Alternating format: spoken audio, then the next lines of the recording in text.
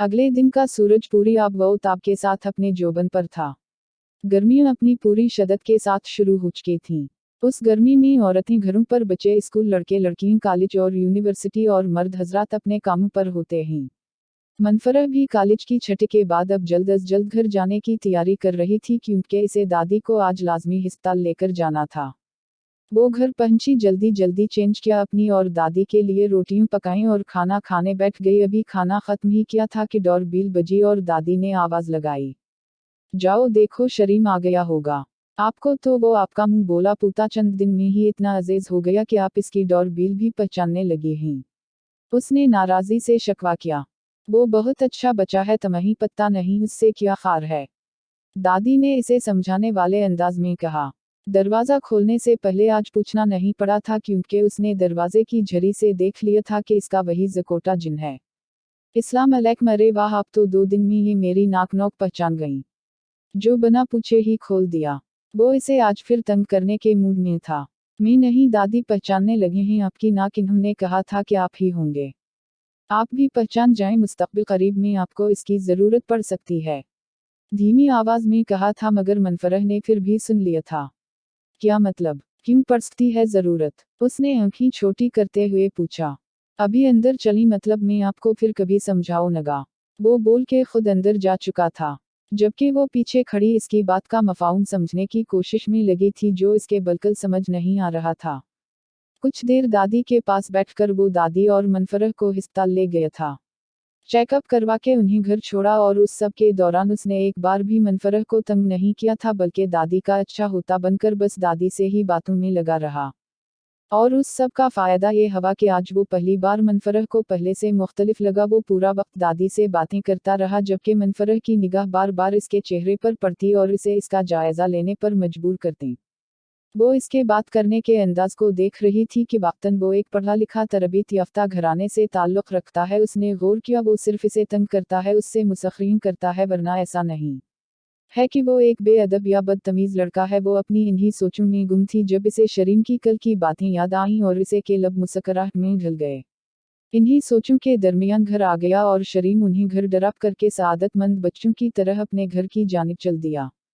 देखो कितना अच्छा लड़का है, एक गलत नज़र भी उसने तुम पर नहीं डाली, वह मुझे तो वो बहुत अच्छा लगता है।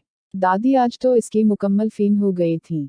जी जी दादी, बिल्कुल सही कह रही हैं आप, उसने दादी की हम में हम मलाई। लेकिन आपको क्या पता आपके पीछे वो कैसी मुसख़रीन करता है, दिल में ही कहा था दादी से कहती तो कौन सा, दादी ने मानना था। Comma comma comma comma comma comma comma comma comma comma comma comma comma comma comma comma comma. माजी दाऊद साहब के लिए आज बहुत गमगीन दिन था क्योंकि इनका सबसे अच्छा दोस्त, इनका हमजाद साथी, इनका बचपन का यार आज उन्हें छोड़ गया था। वो बहुत गमगीन थे लेकिन जल्द ही इन्होंने खुद को संभाल लिया था क्योंकि इनके दोस्त की आखलूती और आखिरी निशानी का ख्याल अब दाऊद साहब को ही रखना था।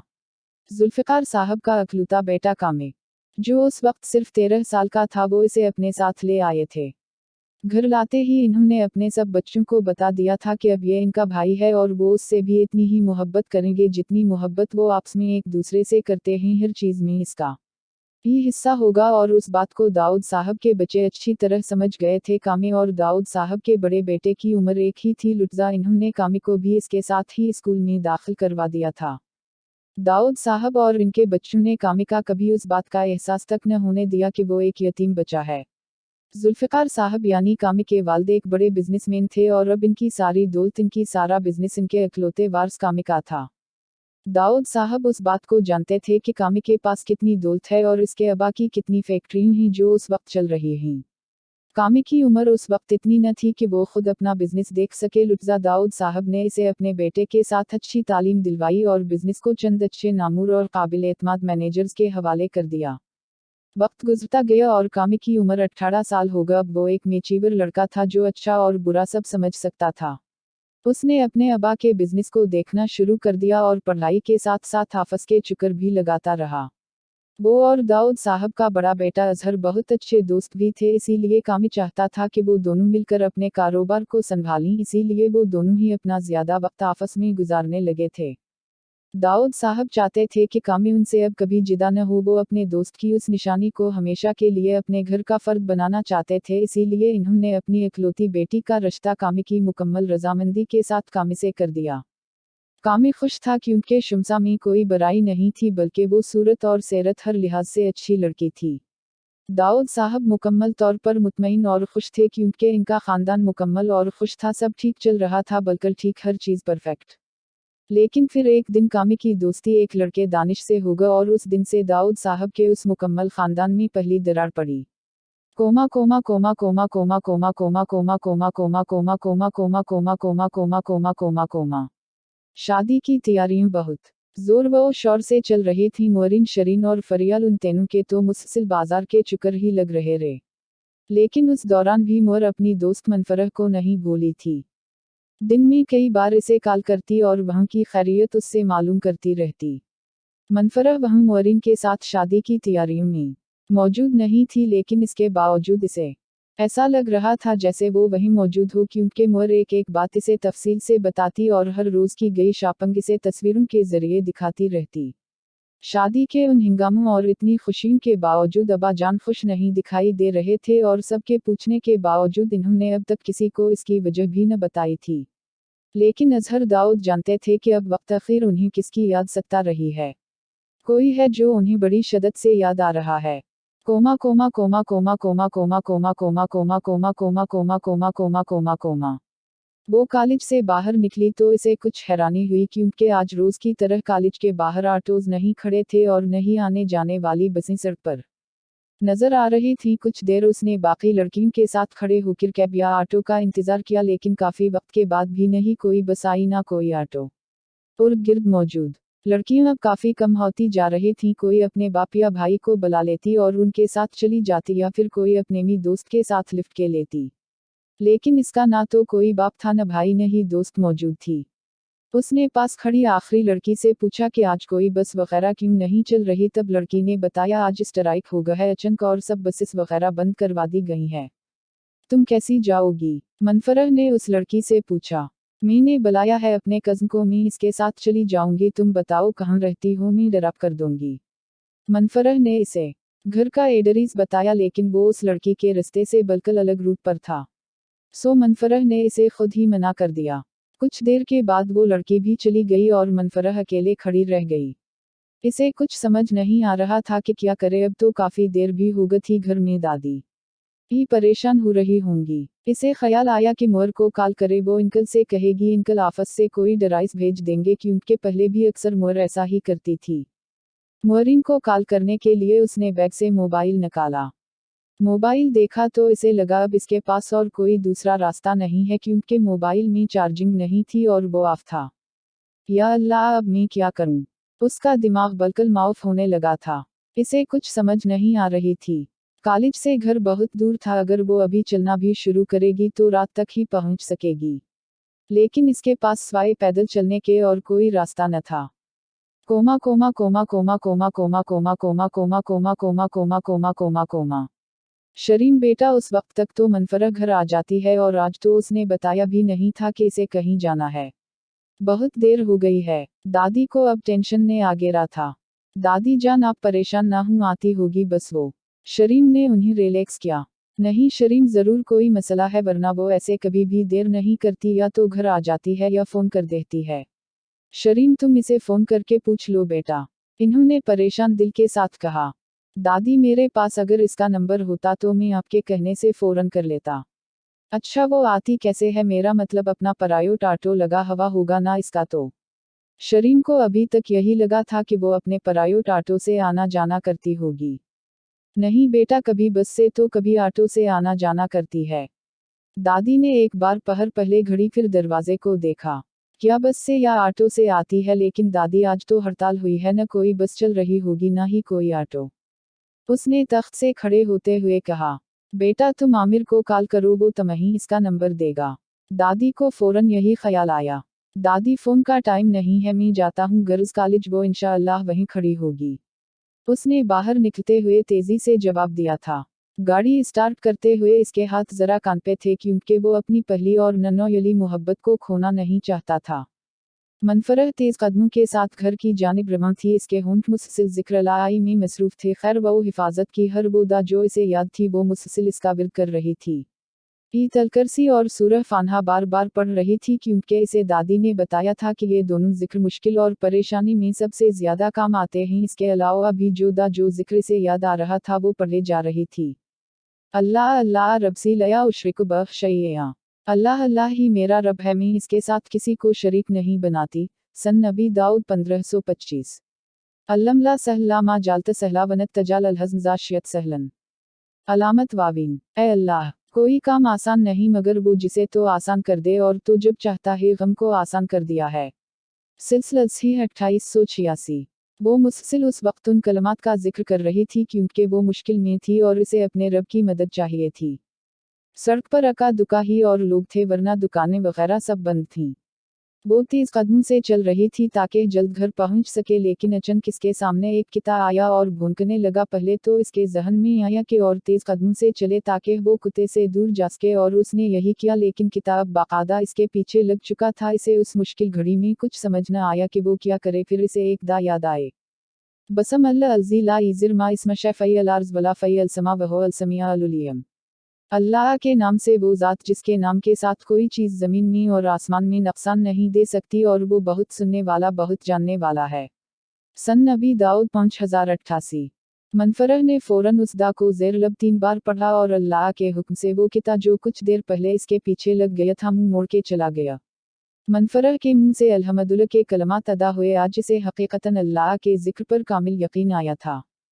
घर अभी दूर था और अभी इसे मजीद तेज रफ्तारी से चलना था, लेकिन इसकी हिम्मत अब जवाब देने लगी थी और टांग भी मजीद चलने से इनकारी थी। वो कुछ देर रुक गई और एक पोल को पकड़कर खड़ी हो गई, लेकिन इसकी सही जान उस वक्त निकली जब सामने से इसे 3 उबाश किस्म के लड़के आते नजर आए। वो पोल के पीछे छुपकर खड़ी हो गई और दोबारा से अल्लाह का जिक्र तेज तेज करने लगी। एक बाकिरदार और मासूम लड़की को अपनी जान जाने का इतना खौफ नहीं होता जितना अस्त जाने का होता है, और यही खौफ उस वक्त इसकी रगों में दौड़ने लगा था। उसने आसमान की तरफ देखकर अपने रब को पकारा, अल्लाह जी प्लीज मुझे उन लड़कों से बचाएं, प्लीज मेरे अल्लाह जी कोई तो मदद भेजिए, मुझे उनसे बचाएं। वो अब बाकायदा रोने लगी थी। पोल के पीछे छपने के बावजूद उन लड़कों ने इसे देख लिया था। अब वो तीनों दूर से हंस हंस के हुटिंग करते इसकी जानिब आ रहे थे और मनफरह की रगों में दौड़ता खून अब मंजुमद होने लगा था। यकदम मनफरह को दूर से एक कार आती नजर आई। वो कार रोकना चाहती थी, लेकिन ये भी डर था कि कहीं कार वाला भी इसी सिफत का मालिक न हो। लेकिन उस वक्त इसे कोई ना कोई रिस्क लेना था। इसी सोच के आते ही उसने पोल के पीछे से निकल कर फौरन कार को रोकने के लिए हाथ आगे बढ़ाया। कार का दरवाज़ा खुला और अंदर से जो फर्द बाहर आया, इसे देख के मनफरह की मंजुमद रगों में एक बार फिर खून दौड़ने लगा। इसका दिल चाहा भागकर इसके पीछे छुप जाए और उन लड़कों की गलीज नज़रों से खुद को बचा ले, लेकिन उससे पहले कि वो कदम भी उठाती वो भागता हवा इसके पास आया था। Comma comma comma comma comma comma comma comma comma comma comma comma comma comma. Car start करते ही इसने फुल स्पीड में कार को कॉलेज की जानिब मोड़ा और जितनी स्पीड में वो उस वक्त कार चला सकता था उसने कार चलाई। वो जल्द अज जल्द मनफरह के पास पहुंचना चाहता था। अजीब से अंदेशे इसके जहन में चल रहे थे और वो मजीद परेशान हो रहा था। पता नहीं कहाँ होगी ये लड़की। कार चलाते अचानक एक ख्याल इसके जहन में आया कि क्यों ना आमिर भाई को कॉल करे कि वो मनफरह को कॉल करके पूछें कि वो कहाँ है, ताकि जहाँ भी है वहीं रहे, वो इसे लेने पहुंच जाएगा। उसने फौरन अपना मोबाइल निकाला और आमिर भाई को कॉल मिलाई, लेकिन आमिर भाई का नंबर मुसलसिल बजी जा रहा था। अब आमिर भाई प्लीज फ़ोन तो उठाएं। फ़ोन कान से लगाए मुसलसिल ट्राई कर रहा था। वो कॉलेज से बस कुछ ही फासले पर था जब इसे एक लड़की नजर आई। वो खुद गाड़ी रोक के इसे देखना चाहता था क्योंकि अभी दूर से वाज़ह ना था कि वो मनफरह है या नहीं। अभी वो गाड़ी करीब ले जाकर रोकने ही वाला था कि उस लड़की ने खुद हाथ बढ़ाकर गाड़ी रुकी और वो इसे पहचान गया। एक लम्हा भी ज़ाया किए बगैर वो फौरन गाड़ी से निकला और सामने इसे देखकर एक लंबी सांस मुंह से खारिज की और भागता हवा इसके पास पहुंचा। मनफरह कहाँ रह गई थी तुम? कितना परेशान हो गया था मैं। कम अज कम एक फ़ोन तो कर दिया होता कि तुम कहाँ हो। उस वक्त इसकी हालत ऐसी थी जैसे कोई बहुत कीमती चीज़ खोकर वापस मिली हो। उससे कुछ जवाब न दिया गया क्योंकि वो इसे यहाँ देखकर बल्कि मुतमईन हो गई थी। इसे वहाँ अपनी उस परेशानी और अकेलेपन में देखकर इसकी आंखों से आंसू नकुल पड़े थे। पता नहीं, लेकिन इसे ऐसा लगा था अब वो बल्कि महफूज है, बल्कि ठीक है, वो उसकी जान इसकी इज्जत दोनों पर कोई आंच न आने देगा। इसी ख्याल से इसे रोना आ गया था। रो क्यों रही हो, तुम ठीक हो ना? शरीम ने इसकी आंखों से आंसू बहते देखकर पूछा। उसने शरीम के कंधे के पीछे झांककर उन तीनों लड़कों को वापस जाते देखा और इसके उस तरह पीछे देखने पर शरीम ने भी पीछे देखा। कुछ कहा है उन लड़कों ने तमही। मुझे बताओ, कोई बदतमीजी की है? मैं अभी जाकर उन्हें ठीक करता हूँ। इसको वाकई इसे उस तरह आंसू बहाता देखकर तकलीफ हो रही थी। नहीं, बस चलो घर चलते हैं। वो आंसू साफ करती कार की जानिब बढ़ी। शरीम ने आगे बढ़ के कार का दरवाजा खोला। वो अपना दुपट्टा संभलती फ्रंट सीट पर बैठ गई। शरीम घूमकर आया, डरायूं सीट पर बैठा और उससे एक बार फिर पूछा, तुम ठीक हो ना? कुछ हवा तो नहीं तमही? उसकी मुकम्मल तसल्ली अभी बाकी थी। मैं ठीक हो, आंखों को अच्छी तरह रगड़कर साफ करते हुए कहा, लेकिन इसकी आवाज अब भी नम थी। अच्छा फिर ठीक हो तो रो क्यों रो रही हो? देखो प्लीज रो नहीं मुझे। वो बात पूरी करने से पहले ही रुक गया। और शायद इसका उस तरह रुकना ही था कि मनफरह इसकी बात मुकम्मल समझ चुकी थी, इसीलिए इसने अपना चेहरा शीशे की जानिब कर लिया और होंठ काटने लगी। वो दोनों ही अपनी कैफियत एक दूसरे को बताने से कासिर थे। अगर इसे इसका रोना तकलीफ दे रहा था तो मनफरह को बार बार रोना सिर्फ इसी सोच से आ रहा था कि अगर आज और अभी वो न आता तो इसके पास अस्त नाम की कोई चीज़ न रह जाते। अच्छा ठीक है, लेकिन प्लीज अब चुप हो जाओ और अपना चेहरा अच्छी तरह साफ कर लो, घर आने वाला है, दादी देखेंगी तो परेशान हो जाएंगी। उसने इसे खामोश कराने के लिए एक और बहाना ढूंढा। वो सर हिलाते फौरन खामोश हो गई। शरीम ने टिश्यू बॉक्स आगे किया। इसने अच्छी तरह टिश्यू से चेहरा साफ किया और खुद ही गुया हुई कि कहीं वो इसके रोने से कोई और वजह अख्ज़ न कर ले। वो मैं डर गई थी अकेले। अब की बार आवाज़ भी ठीक थी और इसका खोया कॉन्फिडेंस भी लौट आया था। अच्छा अब डरो मत, मैं हूं ना। शरीम ने बना इसकी तरफ देखो एक जज़ब से इसे अपने साथ मुकम्मल बेखौफी का यकीन दिलाया था। मनफरह के दिल की धड़कन बेतरतीब हुई और उसने अपना रुख एक बार फिर शीशे की जानिब मोड़ लिया। घर आ गया था। इसे लगा था वो इसे डराप करके वापस जाएगा, लेकिन वो भी इसके साथ ही उतरा था। मैं चलता हूँ, दादी को थोड़ा रिलैक्स कर दूंगा, वो परेशान होंगी। मनफरह ने असबात में सर हिलाया। Comma comma comma comma comma comma comma comma comma comma comma comma comma comma comma comma. Akram साहब एक बेहद मलसार और खुश मजाज तबीयत के मालिक थे। अपने वर्कर्स से भी इनका अच्छा अनसिना बोलना था। हर कोई देखकर इनके बारे में यही राय रखता था कि वो बेहद खुश, हर गम पर मुश्किल और हर तकलीफ से आज़ाद हैं। आने पास अल्लाह का दिया सब कुछ है, बीवी बच्चे और एक बहुत अच्छा कारोबार। हम ज़ाहरी हालत यही बताती थी कि उन्हें कोई गम कोई तकलीफ नहीं है, लेकिन एक गम जो इन्होंने आज तक सब लोगों से छुपा के रखा था, अपने बच्चों को भी इसकी खबर नहीं होने दी थी। यही वजह थी कि उनके दोनों बच्चे भी यही समझते थे कि हमारे बाबा एक बहुत खुशकिस्मत इंसान हैं, अल्लाह ने उन्हें सब दिया है। इनके उस गम जो उन्हें अंदर से खा रहा था, जो उन्हें रातों को सोने नहीं देता था, उससे सिर्फ इनकी शरीकियत सालिहा बेगम वाक़िफ़ थी। वो जानती थी कि इनके शोहर अंदर ही अंदर कैसे उस गम से खोखले होते जा रहे हैं। इन्होंने कितनी ही बार अपने शोहर को उस गम से निजात दिलाने की कोशिश की, लेकिन कभी भी वो मामला सुलझ न सका जो अकराम साहब की जान खोखली कर रहा था। उन्हें आज भी वो वक्त याद था जब इन्होंने अपने दोस्त कहने पर एक ऐसा काम किया था जिसकी सज़ा वो आज तक भुगत रहे थे। वो उस फैसले और उस काम की मुआफ़ी आज तक अल्लाह से भी और अपने मुजरम से भी मांगते आ रहे थे, लेकिन शायद अभी वो वक्त न आया था कि उन्हें मुआफ़ी दी जाती। Comma comma comma comma comma comma comma comma comma comma comma comma comma comma comma comma comma comma comma. माजी कामी में तुम्हारा दोस्त हूँ, तुम्हें सही बात बता रहा हूँ। अंकल दाऊद तुम्हारी शादी शुमसा से सिर्फ उस लिए करवाना चाहते हैं ताकि वो तुम्हारी सारी दौलत, तुम्हारे सारे कारोबार पर कब्जा कर सकें। दानिश ने अपने गुट्टिया पलान का पहला तेर फेंका। नहीं यार दानिश, वो मुझे बल्कि अपनी औलाद की तरह समझते हैं। वो मुझे हमेशा अपने पास रखना चाहते हैं, इसीलिए इन्होंने ये रिश्ता तय किया है और फिर मैं खुश हूँ उस रिश्ते से। शुमसा अच्छी लड़की है। कामी ने शायद इसे दोस्त बनाकर और अपने दिल की बात बताकर गलती की थी। दानिश को इसका अपनी महबूबा की तारीफ करना अच्छा नहीं लगा था। दानिश शुमसा की दोस्त नादिया का भाई था। शुमसा और नादिया की दोस्ती बहुत अच्छी थी। उन दोनों का एक दूसरे के घरों में आना जाना भी था। शुमसा अपनी दोस्त नादिया के घर आती तो तभी इसे नादिया के भाई दानिश ने देख लिया और वो इसे पसंद आ गई।